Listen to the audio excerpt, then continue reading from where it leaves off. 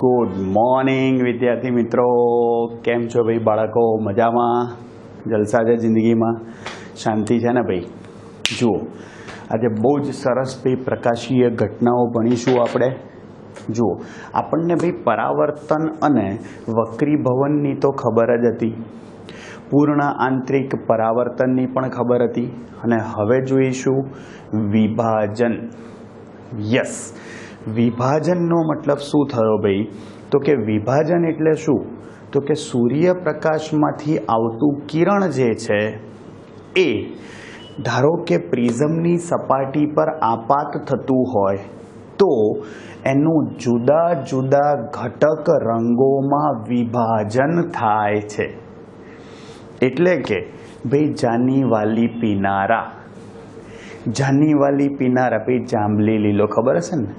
अने अगत्यनी वस्तु भाई जानी वाली पीनारामां जेम जेम पीनारो ऊपर चढ़े एम एम तमारी तरंग लंबाईमां शुं थाय? वधारो थाय। आवडशे? अने जो तरंग लंबाईमां वधारो थतो होय, सांभळजो ध्यानथी, तो अहीं एम एम तमारुं वक्रीभवन जे छे ए घटतुं जाय छे। एटले के लाल रंगना प्रकाश माटे सौथी ओछुं वक्रीभवन थाय अने भाई जांबली रंगना प्रकाश माटे सौथी वधारे वक्रीभवन थाय छे। क्लियर? अने आ वक्रीभवन थई, सांभळजो, आपणने जुदी जुदी, मैं तमने कीधुं एम के प्रिઝમમાં विभाजन थाय छे, खाली प्रिઝમમાં ज नहीं, कुदरती घटनामां पण विभाजन थाय छे। अने एनुं बेस्टमां बेस्ट उदाहरण छे अने ए छे भाई तमारुं यस मेघधनुष। भाई मेघधनुष जे छे, भाई धनुष्य नहीं, धनुष्य तो बाण छोड़ीए, मेघधनुष भी आपने खबर है मस्त वरसाद पड़तो होय अने सूर्यप्रकाश होय थोड़ो थोड़ो, तमे समझो सूर्यनी ऑपोजिट दिशा में आपने शू देखाशे भाई? यस, मस्त मजानु मेघधनुष रेम्बो देखाय छे भाई, आ मस्त जानी वाली पीनारा। हाँ, नोंध्યું છે भाई तमे? यस भाई, आ जे मेघधनुष छे ए पण आनुं ज उदाहरण छे। यस, एमां भाई वक्रीभवन, परावर्तन अने विभाजन एम त्रण घटनाओं आकार लेती होय छे। यस, वक्रीभवन, परावर्तन अने विभाजन आ त्रण घटनाओं आकार ले अने शुं रचाय भी? तमारुं मेघधनुष। मेघधनुष्य रचावा माटेनी आवश्यक शरत ए छे के भाई आपणी पीठ सूर्य तरफ होवी जोईए। पीठ भाई तमे समझो, आ बाजू सूर्य होय तो मने एनी ऑपोजिट साइड शुं देखाशे? मेघधनुष।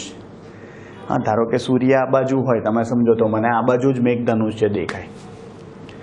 क्लियर? अने जे वरसादना बूंदो जे छे, पाणीना बूंदो अथवा बिंदुओ जे गणो एमां भाई आ जे प्रकाशीय घटनाओं थाय छे एना कारणे भाई तमे समझो तमने मेघधनुष्य देखाय छे। जो आकृतिमां आपणने कीधेलुं ज छे, मैं तमने कीधुं एम, जो आ सूर्यप्रकाश दाखल थयो पाणीना बूंदमां, वर्षा बिंदु छे मतलब पाणीनुं बूंद छे, वरसादनुं टीपुं छे, एमां भाई शुं थयुं? तो के प्रकाश किरण, सूर्यप्रकाश दाखल थयो। ध्यानथी जोजो भाई, आ लाल रंग छे एनुं ओछुं वांकું वळ्युं, एनुं वक्रीभवन ओछुं थयुं अने जांबली रंग वधारे वांको वळीने जुआ नीचे। आ जांबली रंग छे। આપણે બે જ રંગોની વાત કરીએ છીએ, વચ્ચે જાની વાલી પીનારા, વચ્ચે બધું આવી જશે, નીલો વાદળી પીળો ને બધા।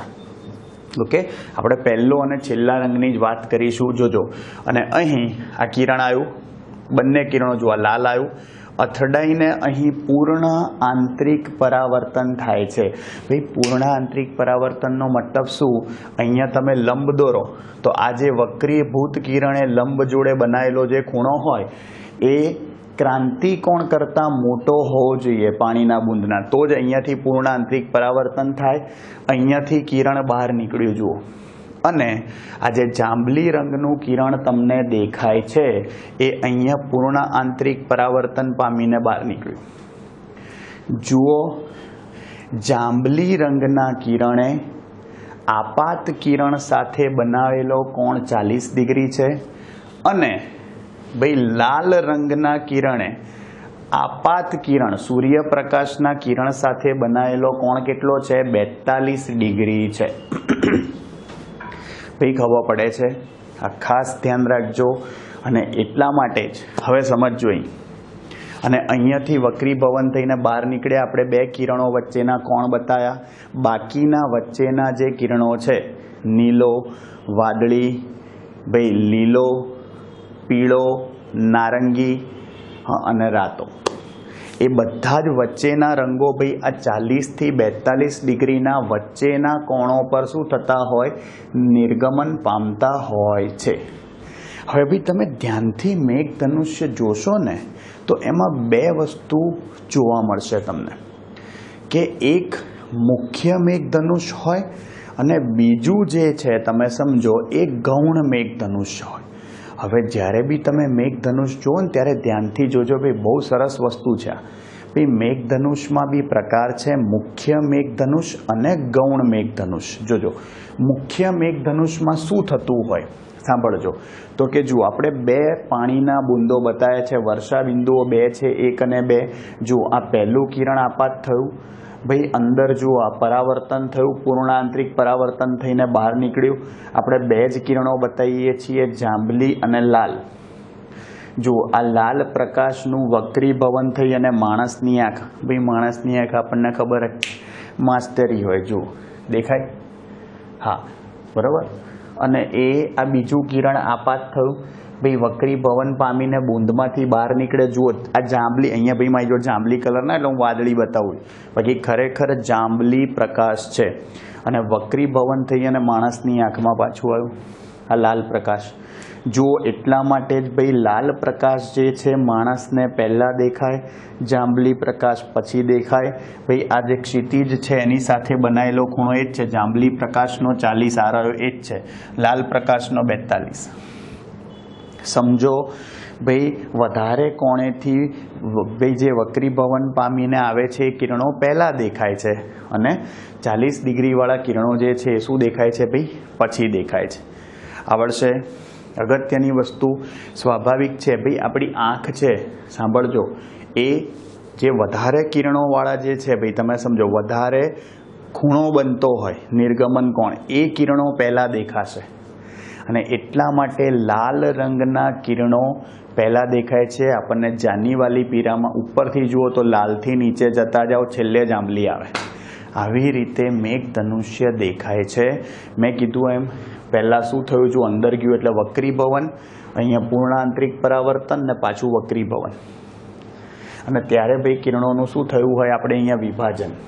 ક્લિયર? જો અત્યારે આપણે બહાર નીકળીને પછી જ વિભાજન બતાવીએ છીએ, ખરેખર અંદર દાખલ થાય ત્યારે જ વિભાજન શરૂ થઈ ગયું હોય.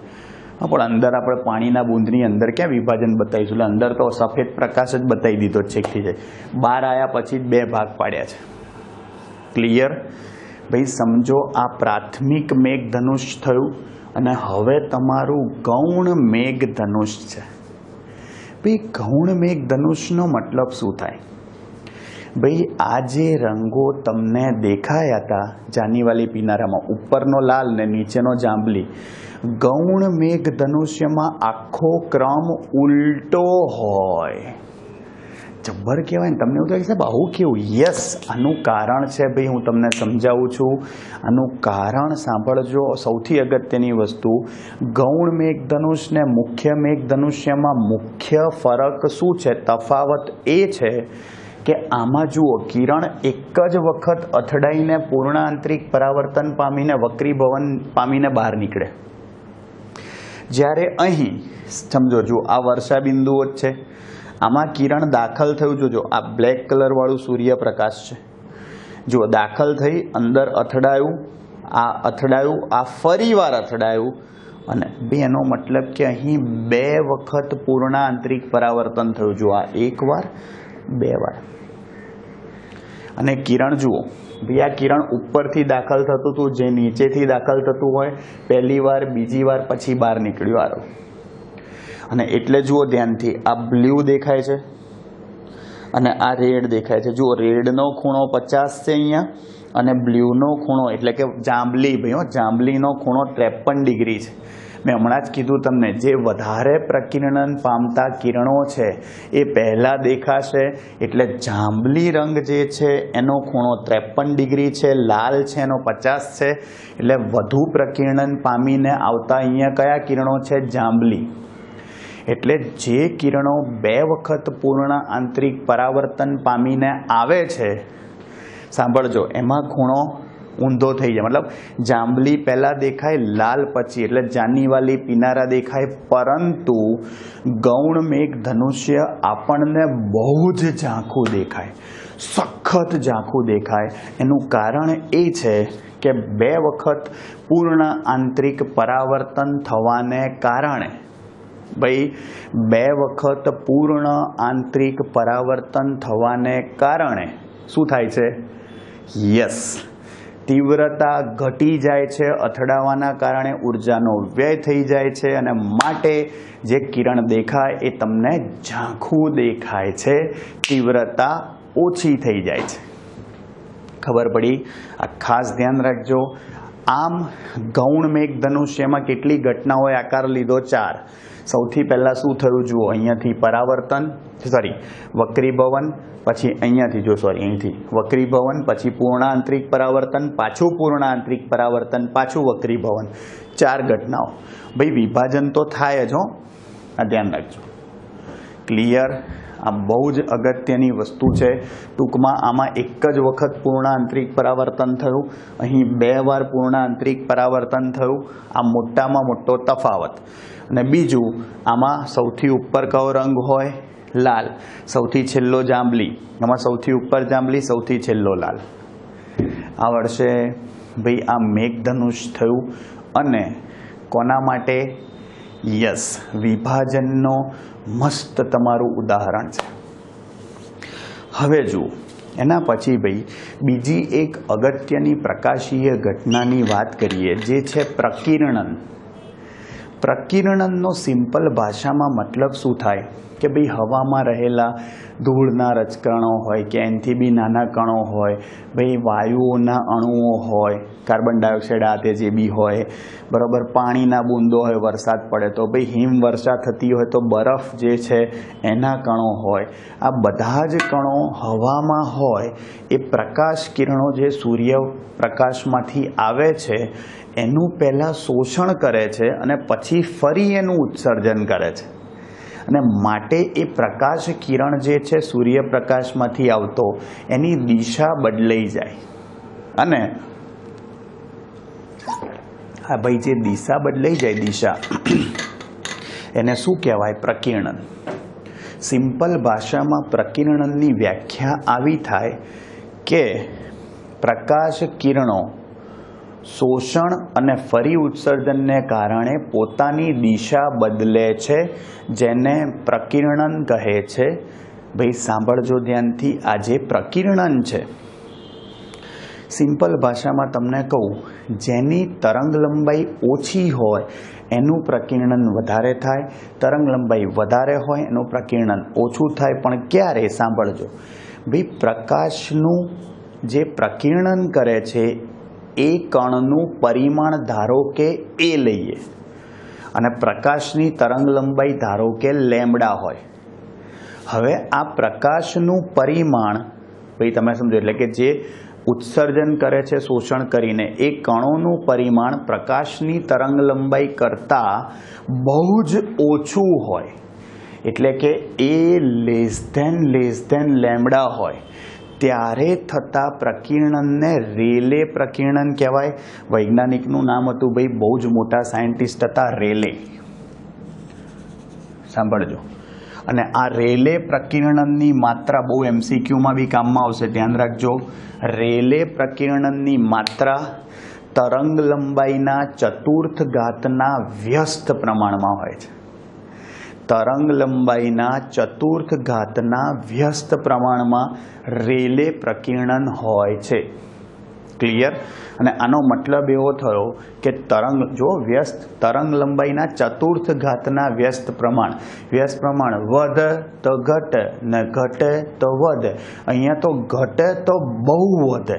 એટલે જાંબલી રંગ જે છે એનું પ્રકીર્ણન સૌથી વધારે થાય અને રાતા રંગની તરંગ લંબાઈ મહત્તમ હોવાથી એનું પ્રકીર્ણન સૌથી ઓછું થાય. પણ આ ધ્યાન રાખજો, આ ખાલી આની જ વાત છે, એટલે કે રેલે પ્રકીર્ણન. જો ઊંધું હોય એ ગ્રેટર ધેન લેમ્બડા હોય, એટલે કે પ્રકીર્ણન કરતા કણોનું પરિમાણ એ તરંગ લંબાઈ કરતા પ્રકાશની બહુ જ મોટું હોય. બરાબર? ધૂળના રજકણો હોય, બરફના કણો હોય કે પાણીના બૂંદો હોય, આ બધાનું પરિમાણ મોટું થયું કહેવાય પ્રકાશની તરંગ લંબાઈ કરતાં. તો એ જે છે એમાં થતું પ્રકીર્ણન એ તરંગ લંબાઈ પર આધાર રાખતું નથી. આ પ્રકીર્ણનની માત્રા એ દરેક તરંગ લંબાઈ માટે સરખી જ હોય છે. આ ખાસ ધ્યાન રાખજો ભાઈ. આ પ્રકારનું પ્રકીર્ણન છે ને ખરેખર વૈજ્ઞાનિક હતા એને મી પ્રકીર્ણન કહેવાય. જેમ પેલું રેલે છે ને, પણ આપણને ચોપડીમાં એનો ઉલ્લેખ નથી કર્યો. આવું શોધ્યું હતું ગુસ્તાવ મી. વૈજ્ઞાનિકનું નામ હતું ગુસ્તાવ, ગુસ્તાવ મી. હા, ગુસ્તાવ મી એટલે મી પ્રકીર્ણન કહેવાય છે. પણ અહીંયા આપણને ચોપડીમાં ઉલ્લેખ નહીં કર્યો એટલે આપણે ખાલી એવું જ કહીશું રેલે પ્રકીર્ણન, કે જેમાં પ્રકાશનું પરિમાણ બહુ જ નાનું હોય પ્રકાશની તરંગ લંબાઈ કરતાં. હા, અને પ્રકીર્ણન કરતા કણનું પરિમાણ એ પ્રકાશની તરંગ લંબાઈ કરતાં બહુ જ મોટું હોય તો એ સિવાયનું રેલે સિવાયનું પ્રકીર્ણન. હા, એ ભાઈ તરંગ લંબાઈ પર આધાર ના રાખે, તરંગ લંબાઈથી સ્વતંત્ર હોય, બધી તરંગ લંબાઈ માટે સાચું જ હોય. અને એટલા માટે જ ભાઈ સમજો વાદળો જે છે આપણને સફેદ દેખાય, કારણ કે એમાં ભાઈ પ્રકીર્ણન નહીં થતું, એટલે ઓરિજિનલ જે રંગ જે છે એ જ આપણને દેખાય છે. કારણ કે વાદળામાં શું હોય? પાણીના બૂંદો હોય. પાણીના બૂંદોનું પ્રકીર્ણન શું થાય? યસ, એનો મતલબ કે અહીં પ્રકીર્ણન કરતા પ્રકાશની જે તરંગ લંબાઈ છે ભાઈ એ શું હશે? સ્વતંત્ર હશે પ્રકીર્ણનથી. હા, પ્રકીર્ણનની માત્રા તરંગ લંબાઈથી સ્વતંત્ર છે. બધી તરંગ લંબાઈ માટે સરખું જ દેખાય, એટલે સફેદ પ્રકાશ મતલબ સફેદ વાદળા જ દેખાય.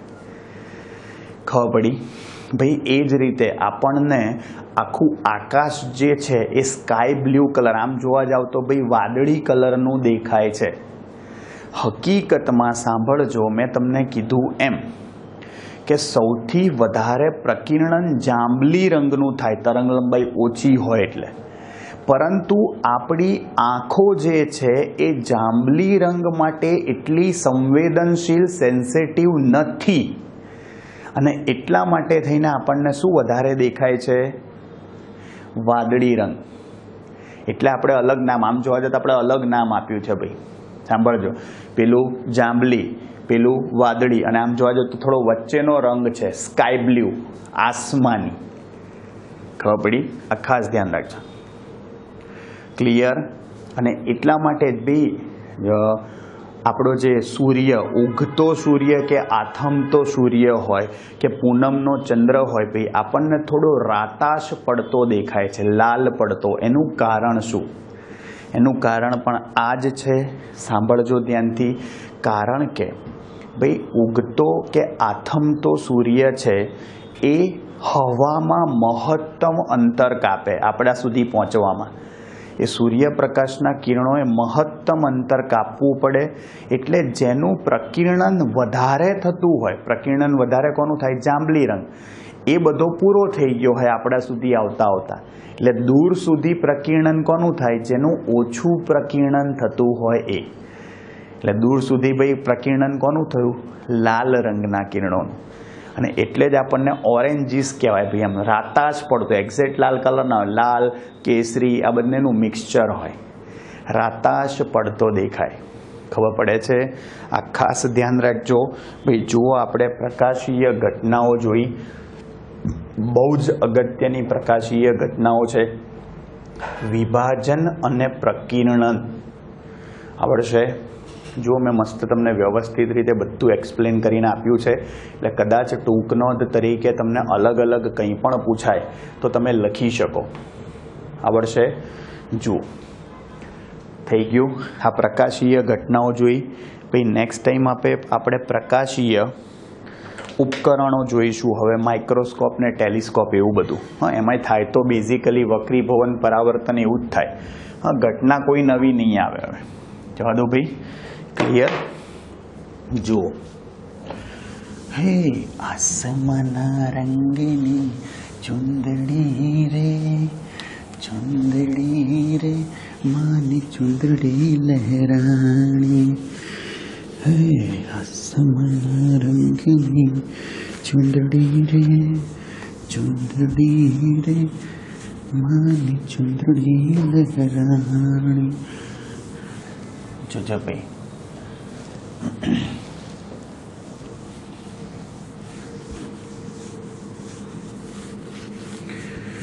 જુઓ ભાઈ, હવે આપણે આના ઉપરથી થોડા ઘણા આપણે દાખલા જે છે એ જોઈ લઈએ.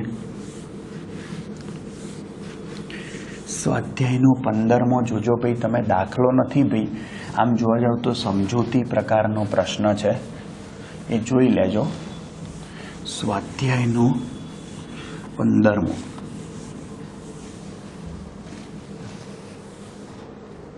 જોજો.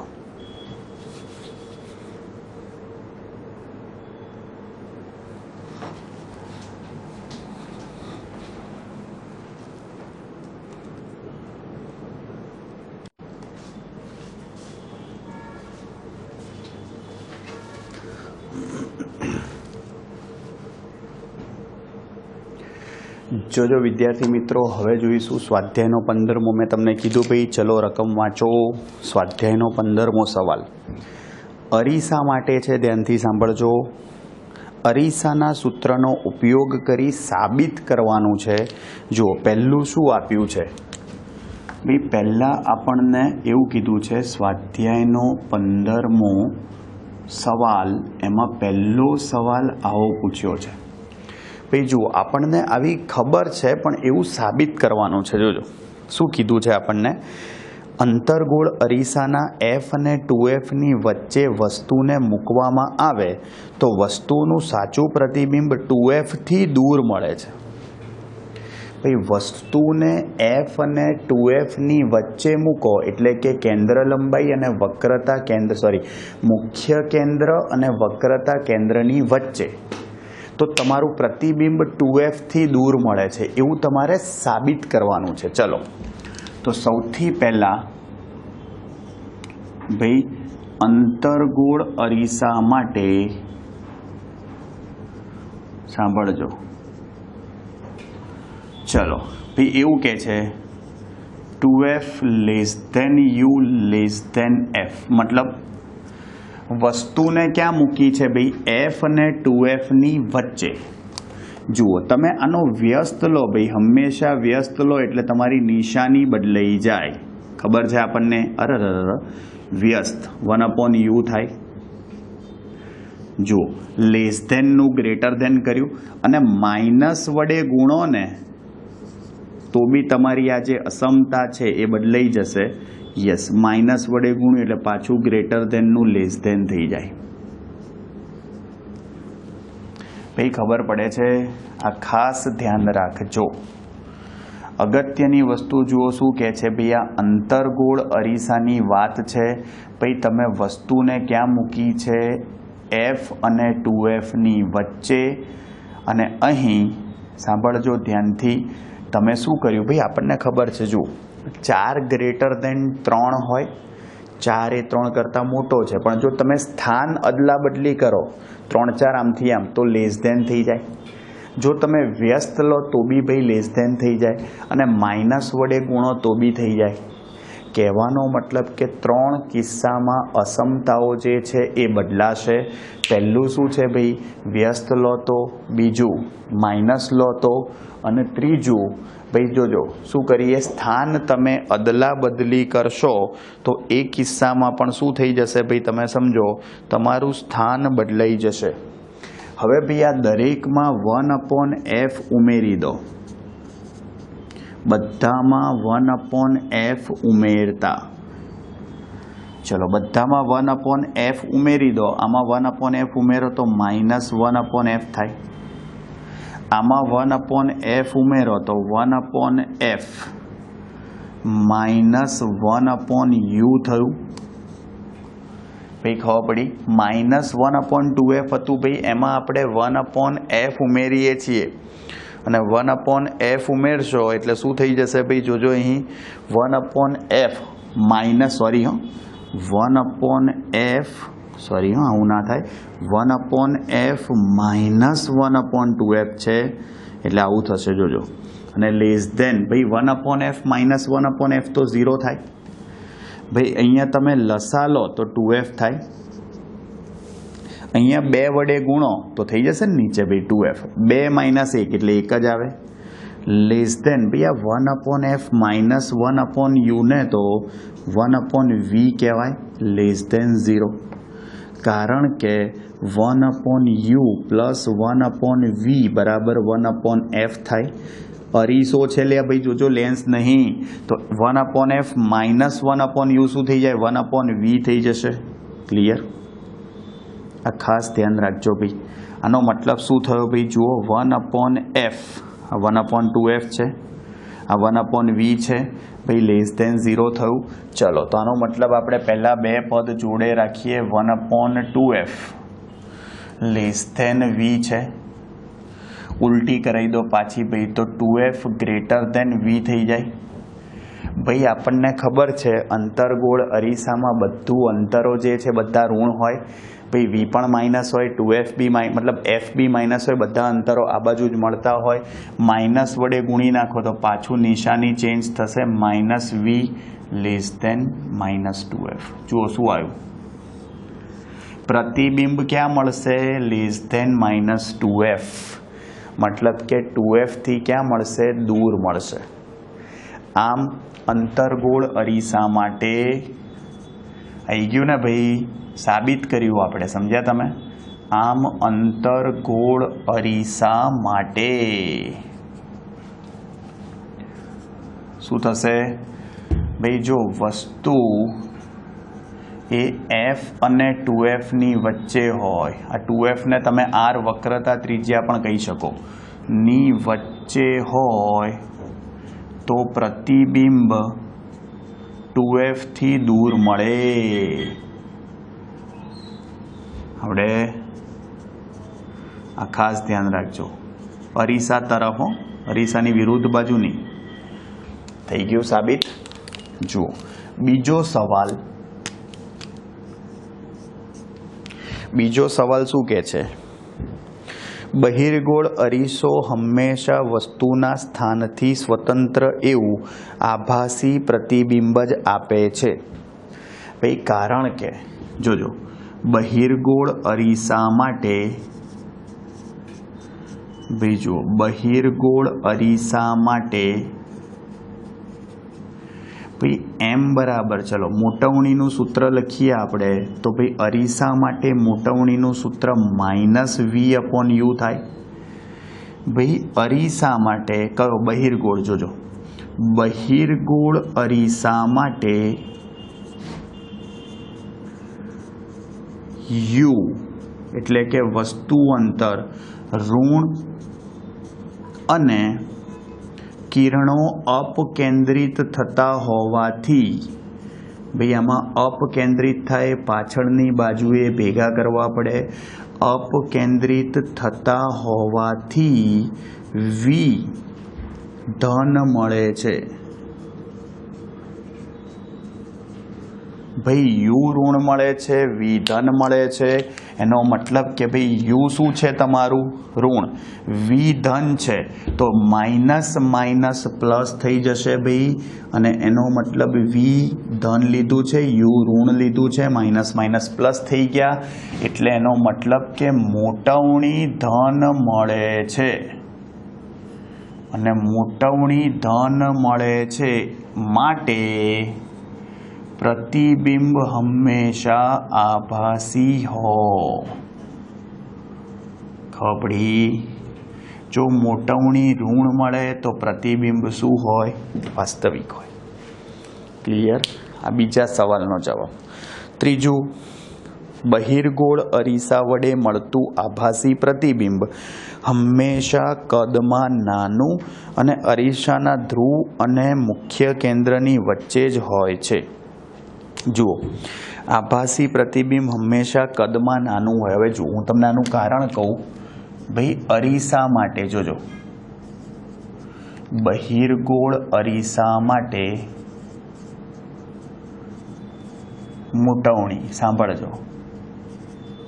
ભાઈ, આપણે નોર્મલ મોટવણીનું સૂત્ર શું લખીએ છીએ? m બરાબર -v/u. જોજો, પણ અરીસા માટે આપણે આ સમીકરણ કેન્દ્ર લંબાઈ સ્વરૂપમાં લખીએ. જોજો ધ્યાનથી. તો 1/v પ્લસ 1/u બરાબર 1/f થાય. ચલો, મારે v નો લોપ કરવો છે તો 1/v શું લખાશે? જુઓ, 1/f માઇનસ 1/u લખાય.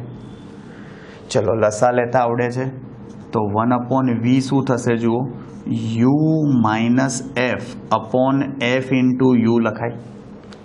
ભાઈ, u minus f upon f into u. ચલો, v બાય u લખો. v સામે જતું રહે તો v બાય u શું લખાશે? v બાય u શું થશે? f upon u minus f. ભાઈ, બંને બાજુ માઇનસ વડે ગુણી કાઢો. માઇનસ v બાય u ને મોટવણી કહેવાય કે નહીં? તો minus f upon u minus f. ભાઈ, માઇનસ v બાય u ને શું કહેવાય? મોટવણી કહેવાય. અને માટે મોટવણી શું થશે? જોજો, મોટવણી ભાઈ માઇનસ v બાય યુ જે મોટવણી છે, જોજો અહીંયા માઇનસ નીચે છેદમાં આપી દો, f upon f minus you. આવું થાય. ભાઈ, ખબર પડી? આ યાદ રાખજો. ભાઈ, આ જ રીતે તમે f અને v સ્વરૂપમાં બી જવાબ લાવી શકો. પણ આવું કેમ લાયા? કારણ કે જનરલી આપણને કેન્દ્ર લંબાઈને વસ્તુ અંતર આપ્યું જ હોય ભાઈ, અને પ્રતિબિંબ અંતર શોધવાનું હોય.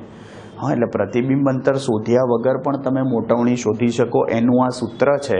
અને અહીં સાંભળજો, અહીં બહિર્ગોળ અરીસા માટે, ભાઈ બહિર્ગોળ અરીસા માટે ભાઈ u માઇનસ u લખાય. વસ્તુ હંમેશા ડાબી બાજુ હશે. બહિર્ગોળ અરીસો હશે એટલે એની કેન્દ્ર લંબાઈ આપણે શું લઈએ છીએ? ધન. અને કેન્દ્ર લંબાઈ ધન હોય, કેન્દ્ર લંબાઈ ધન હોય છે.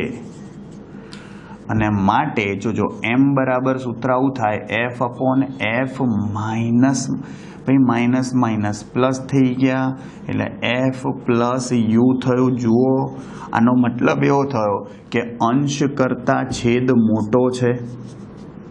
અને ભાઈ, અંશ કરતા છેદ મોટો હોવાથી શું થાય? ભાઈ, m લેસ ધેન 0 થાય. m less than 0. ભાઈ, અરે લેસ ધેન 1, સોરી હો, લેસ ધેન 1. 1 કરતાં નાની મળે કિંમત. ખબર પડી? ધારો કે એવું વિચારો, ઉપર 10 છે, નીચે 10 વત્તા 5 છે, તો એનો મતલબ શું થયો? 10/15. તો હંમેશા કિંમત 1 કરતાં નાની હોય. આમ પ્રતિબિંબ હંમેશા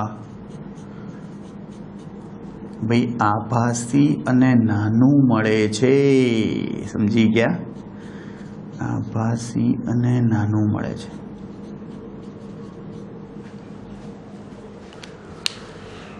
ક્લિયર ભાઈ? અને ચોથો સવાલ આવો છે, અંતર્ગોળ અરીસાના ધ્રુવ અને મુખ્ય કેન્દ્ર વચ્ચે મૂકેલ વસ્તુનું પ્રતિબિંબ કદમાં મોટું અને આભાસી હોય છે. ભાઈ, અરીસાના ધ્રુવ અને મુખ્ય કેન્દ્ર વચ્ચે સાંભળજો, એવું કહે છે મૂકેલ વસ્તુનું પ્રતિબિંબ કદમાં મોટું અને આભાસી હોય છે. સાંભળજો, અગત્યની વસ્તુ ફરીવાર આમાં બી આની આ જ સૂત્ર વાપરીશું. ચલો, અરીસા માટે મોટવણી સાંભળજો ધ્યાનથી. m is equal two f upon f minus you. પરંતુ અંતર્ગોળ અરીસા માટે કયો અરીસો છે ખાસ જોવાનું? અંતર્ગોળ અરીસા માટે એફ યુ વી. નોર્મલ કેસમાં બધા અંતરો ઋણ હોય. અહીં જુઓ આપણે એફ એ માઇનસ એફ લેતા અને યુ માઇનસ યુ લેતા. ચલો, તેનો મતલબ મોટવણીનું સમીકરણ શું થાય? Minus F upon minus F અને માઇનસ માઇનસ પ્લસ યુ થઈ જાય. ભાઈ આને માઇનસ કોમન કાઢીને ઉડાડ દો તો એફ અપોન એફ માઇનસ. આ કિંમતો મૂક્યા પછીનો જવાબ છે. ધ્યાનથી સાંભળજો. અહીં ભાઈ આ તમે કિંમત યુની કિંમત છે. ભાઈ વસ્તુ ક્યાં મૂકી? ધ્રુવ અને મુખ્ય કેન્દ્રની વચ્ચે. સાંભળજો, વસ્તુ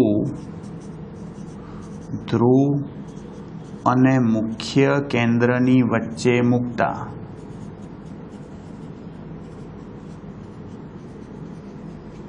તો શું લખાય? 0 less than u less than f લેતા. ભાઈ 0 less than f, u less than f. ભાઈ યુ જે છે 0 થી એફની વચ્ચે છે. આનો મતલબ શું થયો? સાંભળજો. ધારો કે આ f/2 છે. ધારો કે તો f/2 નો મતલબ શું થયો? f માઇનસ f/2 શું થયું? f માઇનસ f/2 એટલે આખામથી અડધો જાય તો અડધો f/2 જ થાય. f કેન્સલ, 1/2 પર 2 આવ્યો જવાબ. કહેવાનો મતલબ કે 2 અને ધન આવ્યો. ધન આવે એટલે પહેલી વસ્તુ આભાસી પ્રતિબિંબ અને બીજી વસ્તુ 2 આવ્યો એટલે મોટો પ્રતિબિંબ, મોટું મળ્યું. એટલે કહેવાનો મતલબ એવો છે, આવું હોવાથી હંમેશા એમ ધન મળે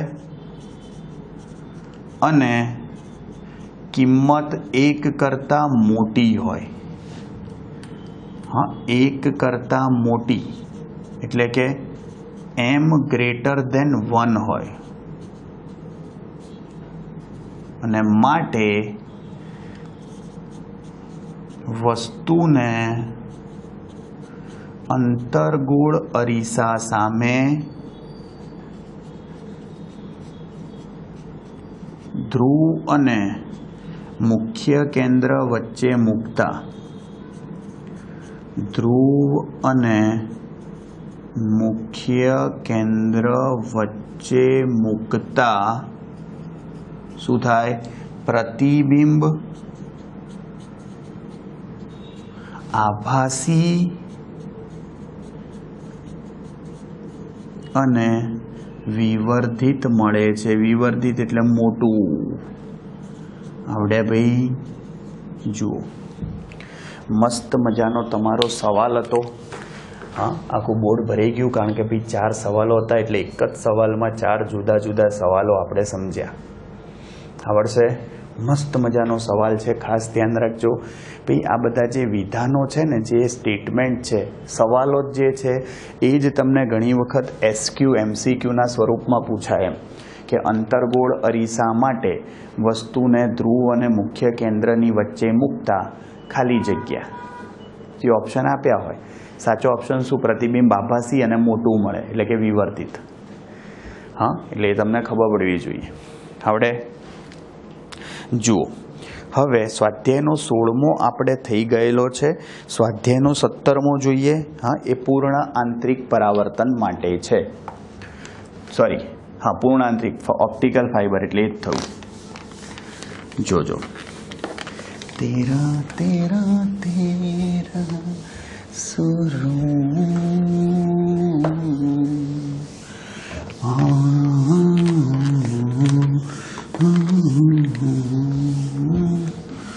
तेरी यादें, तेरी बातें, तन्हा रातें, तेरा तेरा तेरा सुरूर, तेरे किस्से, तेरी धड़कन, तेरी तड़पन, तेरा तेरा तेरा सुरूर.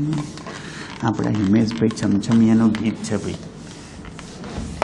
અમારા જમાનામાં બહુ ચાલતો હતો ભાઈ હિમેશભાઈ છમછમિયા. હા, તમારા જમાનામાં નહીં ચાલતો. અત્યારે તમારા અરિજીત સિંઘ ને બી પ્રાક ને એ બધા ચાલે. અમારા જમાનામાં જોરદાર ચાલતો હતો એમ.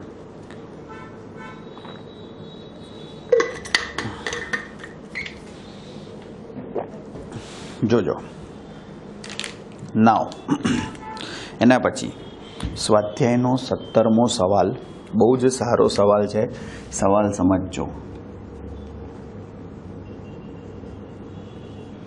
સવાલ આવો કહે છે કે આકૃતિમાં કાચના ફાઇબરમાંથી બનાવેલા 1.68 વક્રીભવનાંક ધરાવતી પ્રકાશ નળીનો આડછેદ દર્શાવ્યો છે. હવે એવું કહે છે બહારની બાજુએ 1.44 વક્રીભવનાંક ધરાવતા દ્રવ્યનું આવરણ કરેલું છે. ભાઈ આપણે અંદરના ભાગને કોર કહેતા હતા યાદ હોય તો, અને બહારના ભાગને શું કહેતા હતા? ક્લેડિંગ.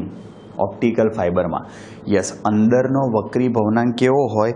મોટો હોય. સાંભળજો, આવી રીતે આપ્યું છે ભાઈ, ઓપ્ટિકલ ફાઇબર આપ્યું છે. જોજો,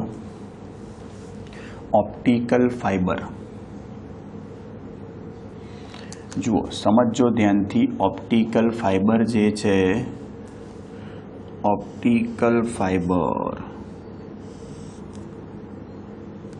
સાંભળજો, એ ઓપ્ટિકલ ફાઇબર જે છે ધ્યાનથી સમજજો. શું કહે છે ભાઈ? આમાં કોઈ કિરણ દાખલ થયું, જોજો, એ આમાં કોઈ કિરણ દાખલ થયું, અને આ કિરણ દાખલ થયું, જોજો, એ આ અક્ષ બતાવી છે. આ કિરણ દાખલ થયું આઈ આપાત કોણે. ભાઈ આપાત કિરણ છે, એનો આપાત કોણ આઈ છે.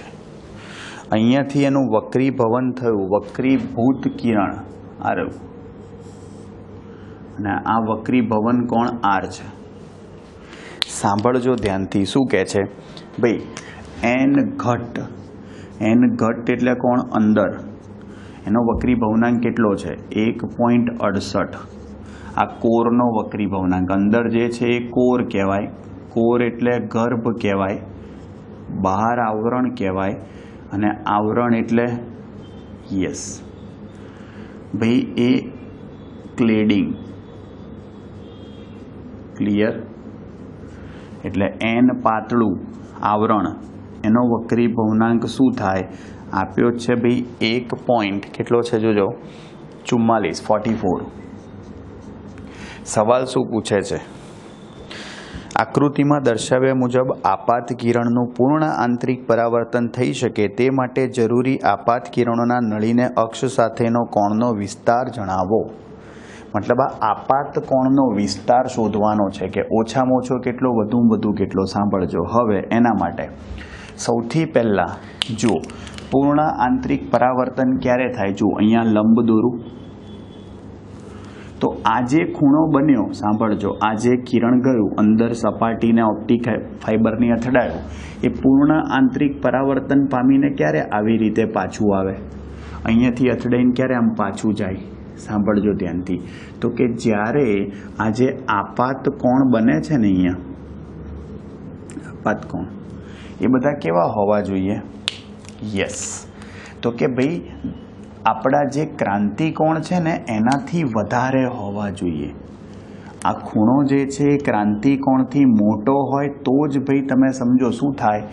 યસ, અહીંયાથી કિરણ પૂર્ણ આંતરિક પરાવર્તન પામી શકે. અને અહીંયા આ ખૂણો તો 90 છે, એટલે તમે સમજી ગયા છો કે આ ખૂણો 90 - r થશે. ભાઈ આ r છે, આ 90 છે, તો આ 90 - r થાય. તો એનો મતલબ આ ખૂણો કેટલો છે એ શોધીએ. જોજો, તો એનો મતલબ કે ક્રાંતિ કોણનું સૂત્ર શું હતું? sin c. ચલો, sin c નું સૂત્ર શું હતું યાદ હોય તો? 1/n ના લખાય, અહીંયા n પાતળું અપોન n ઘટ લખાય. n પાતળું અપોન n ઘટ. ચલો, n પાતળું કેટલું છે? 1.44, 1.44. n ઘટ કેટલું છે? 1.68. ભગાડો આ બેને. જુઓ, ભગાડો ભાઈ, તો તમારો ક્રાંતિ કોણ કેટલો આવશે? જોજો ભાઈ, અહીંયા તમારી કિંમત આવશે 0.8571. 0.8571, અને આ કિંમત તમારી આવશે 59 ડિગ્રી. આ સી આવ્યો ભાઈ, ક્રાંતિ કોણ આટલો આવ્યો. IC પણ લખાય.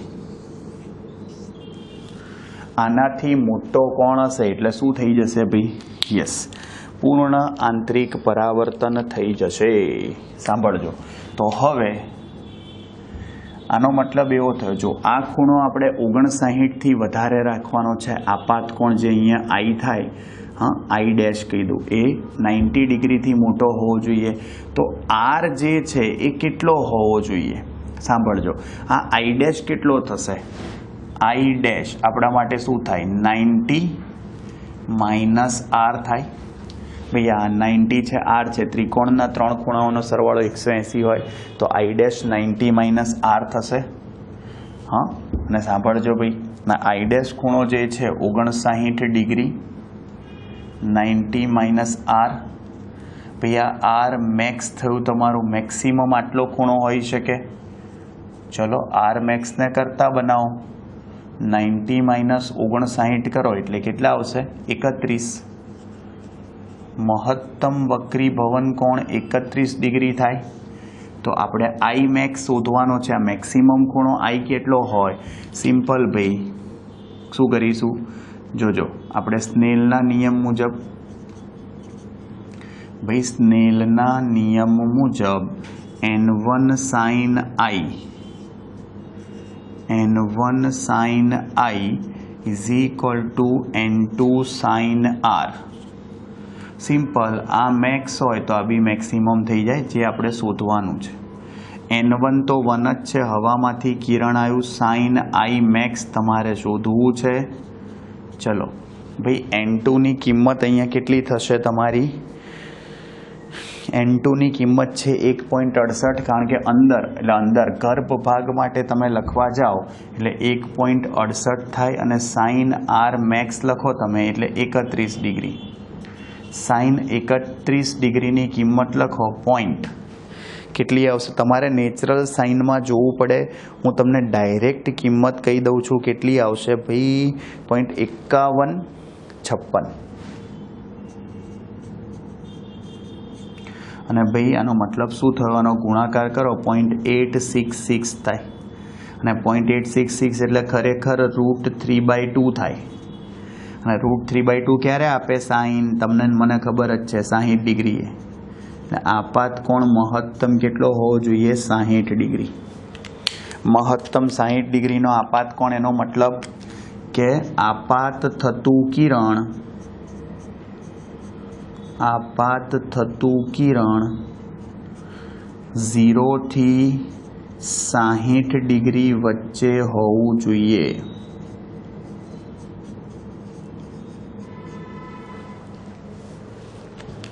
ક્લિયર? આ ખાસ ધ્યાન રાખજો, આવડશે? જોજો ધ્યાનથી ભાઈ. સ્વાધ્યાયનો દાખલ, સોરી હજી આમાં બાકી છે ભાઈ. આમાં બીજો એવો સવાલ પૂછે છે કે જો પાઇપની બહારની બાજુએ કોઈ આવરણ ના કરવામાં આવે તો, ભાઈ એવું પૂછે છે તમને કે આવરણ ના કરવામાં આવે તો પછી આનો જવાબમાં શું ફરક પડશે?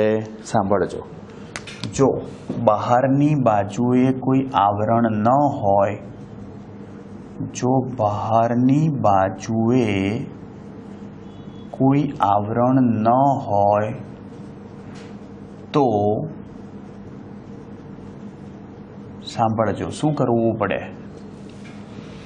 જો બહારની બાજુએ કોઈ આવરણ ન હોય તો ભાઈ આપણે બહારની બાજુ એટલે કે n પાતળું, હવા હોય ભાઈ કંઈ ના હોય તો 1 થઈ જાય. તો હવે તમારું સૂત્ર ક્રાંતિકોણનું લખવા જાઓ સાઇન c, તો n પાતળું અપોન n ઘટ્ટ થાય.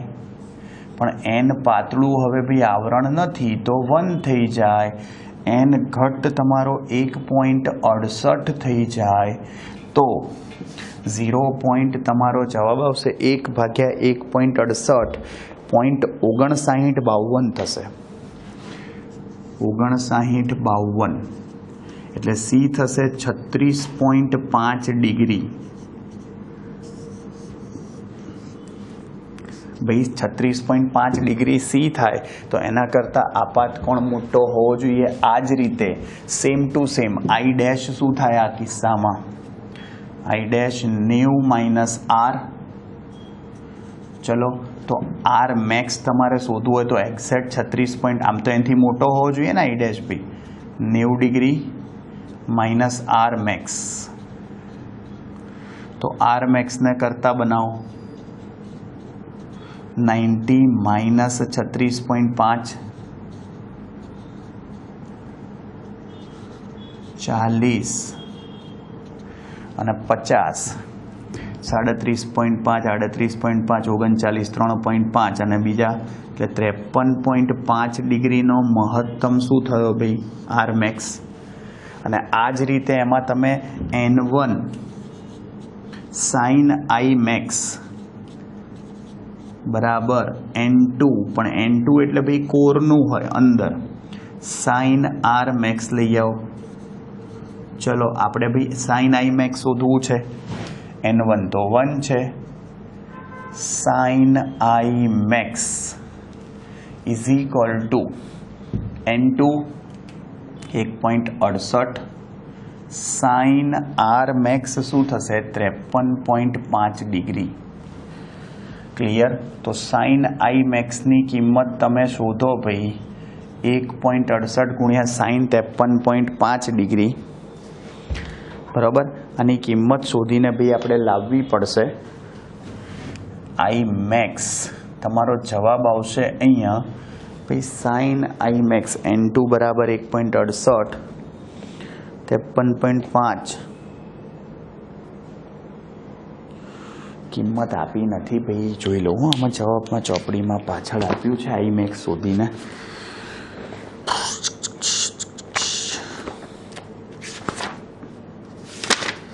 નવમું ચેપ્ટર આપણું સ્વાધ્યાયનો દાખલા નંબર છે 17મો. ભાઈ આઈ એટલે એવું લખ્યું છે અહીંયા, ખાલી અહીંયા જ આપ્યું છે આઈ ડેશ 53.5 ડિગ્રી જ કીધું છે ડાયરેક્ટ, ખાલી આ જ આપ્યું છે કે આઈ ડેશ 53.5 ડિગ્રી કરતાં મોટો હોય તો ભાઈ પૂર્ણ આંતરિક પરાવર્તન થાય. આના માટે મહત્તમ આપાત કોણ શોધ્યો નથી બરાબર, ખાલી એટલું જ કીધું છે. હા, કે ખૂણો તમારો આઈ ડેશ બરાબર ભાઈ 53.5 ડિગ્રી કરતાં મોટો હોય આવું જ કીધું છે તો પૂર્ણ આંતરિક પરાવર્તન થશે. આમ ભાઈ 53.5 ડિગ્રીથી મોટો એટલે કે 53.5 થી 90ની વચ્ચે તો પૂર્ણ આંતરિક પરાવર્તન થશે. પૂર્ણ આંતરિક પરાવર્તન થાય.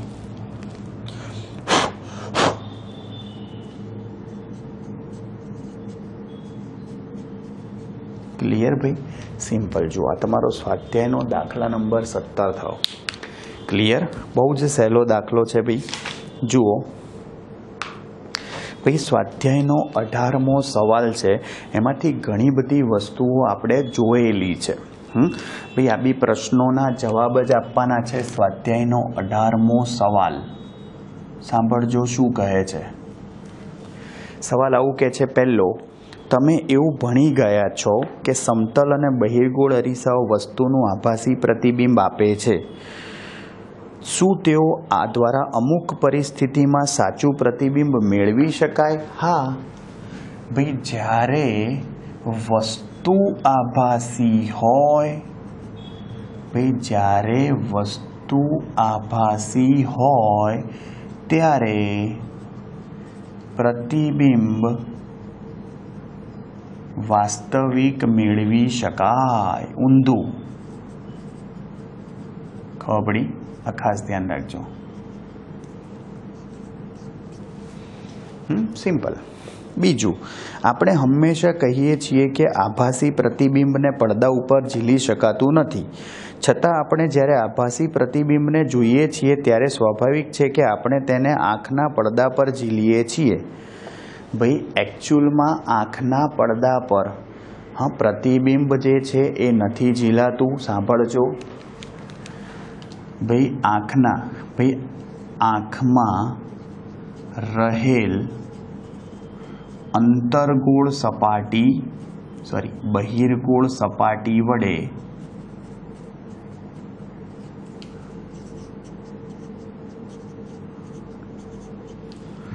વસ્તુનું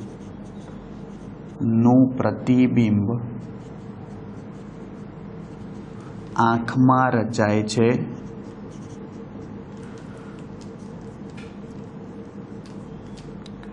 અને અંતર્ગોળ સપાટી વડે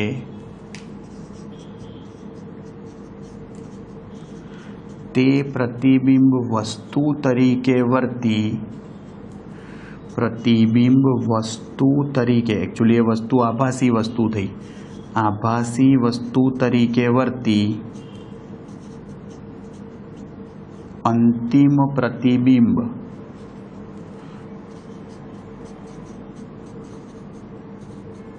રેટિના પર રચાય છે.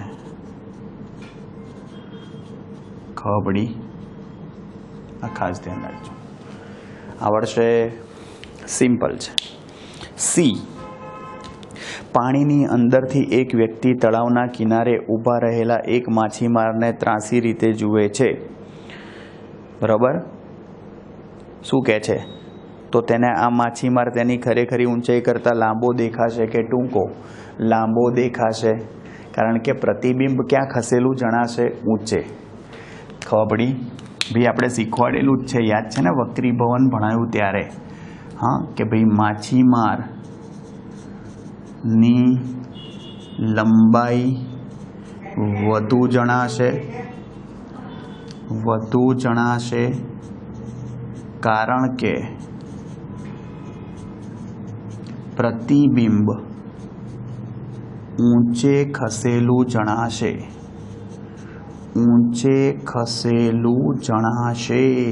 આ ખાસ ધ્યાન રાખજો. આવડે? સિમ્પલ છે ભાઈ. ચલો ભાઈ, આપણે જોયું હતું ને પાતળા માધ્યમમાંથી ઘટ્ટ માધ્યમમાં નિરીક્ષણ કરીએ કે ઘટ્ટમાંથી પાતળામાં કરીએ, વસ્તુ ક્યાં ખસેલી જણાય? ઊંચે.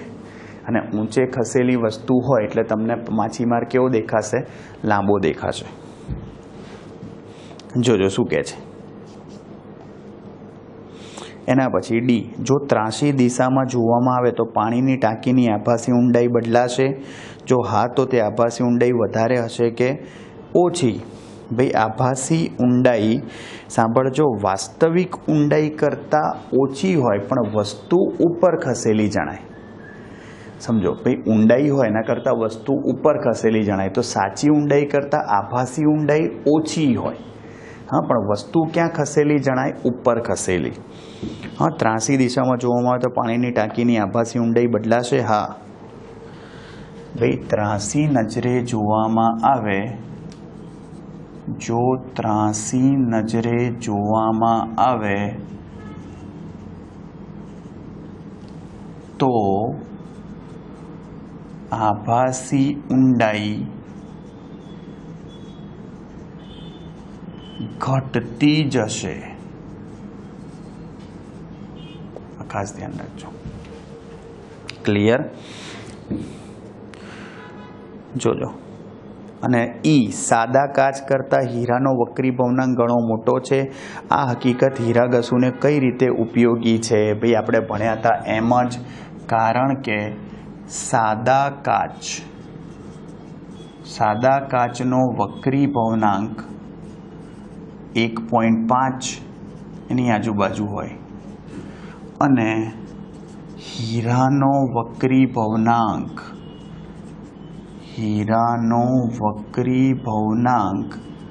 ભાઈ 2.42 ખૂબ જ મોટો હોવાથી તેમાં ક્રાંતિકોણ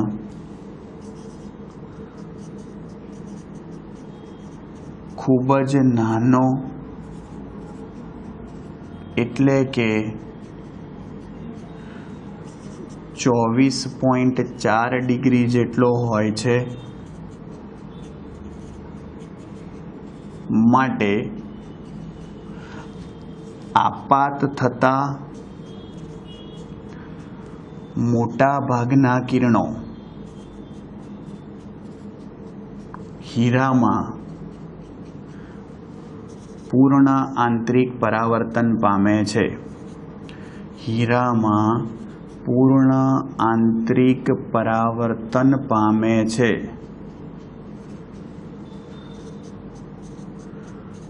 જેને માટે હીરો ઝળહળતો દેખાય છે. ખબર પડી? આ ખાસ ધ્યાન રાખજો ભાઈ. જ્યારે સામાન્ય કાચમાં આવું ના થાય, કાચનો વક્રીભવનાંક 1.5 હોય એટલે એનો ખૂણો તમે લાવો ને તો ઓલમોસ્ટ 40 ડિગ્રી જેવો આવે.